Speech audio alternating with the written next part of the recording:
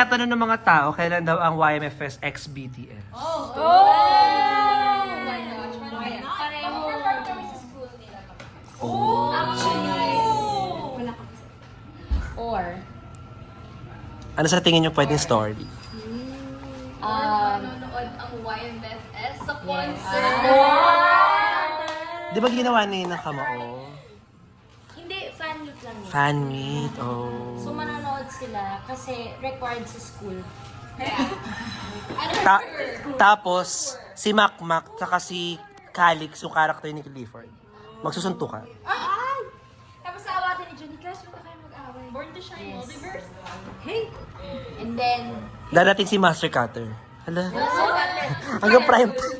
and then, sa part kasi merong scam na nangyayari. And then, after na mababalita tayo sa 24 oras. Hanggang Unang unang hirit. And then, dahil sikat tayo, may invite tayo sa unang hirit para magluto.